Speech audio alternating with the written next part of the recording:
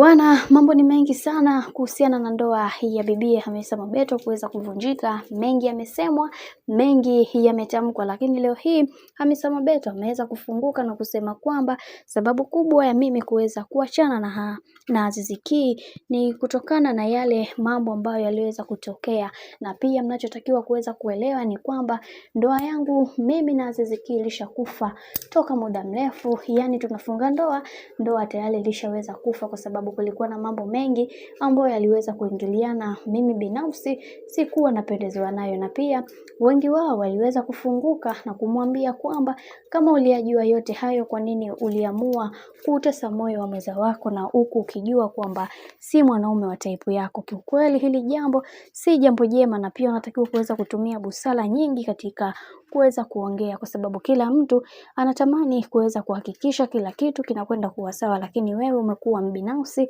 na unajitafutia riziki zako wewe peke yako.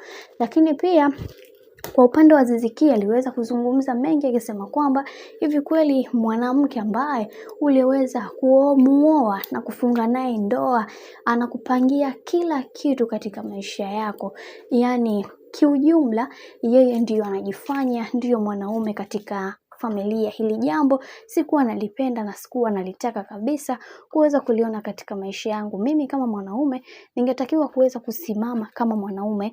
Haijalishi mwanamke awe na pesa, haijalishi nina mapungufu kiasi gani, lakini yeye alinichukulia kama mimi ni mdhaifu sana kwake, kwa sababu nilikubaliana na kila kitu ambacho alichoweza kukitaka. Kipindi cha nyuma aliweza kunipa pesa na nikamlipia mahali na akanilazimisha niweze kufunga ndoa mapema, wakati mimi sikuwa tayari kuweza kufunga ndoa. Hili jambo limeniumiza na limenisikitisha sana, na natamani kuweza kuongea mambo mengi zaidi kuhusiana na maumivu ambayo niliweza kupitia katika ndoa hii, lakini ukweli wote Mungu ndiye ambaye anaujua, kwa sababu kuna mambo mengi ambayo nimeweza kuyapitia na mengi hayo siwezi kuyaongea. Lakini Hamisa Mobeto kwa upande wangu si mke bora, na sitamani aweze kurudi tena kwenye maisha yangu, kwa sababu amevuruga amani ya familia yangu, amevuruga furaha yangu kiujumla. Hivyo sitamani hata kumuona katika maisha yangu. Ni vyema akajua time yake, akajua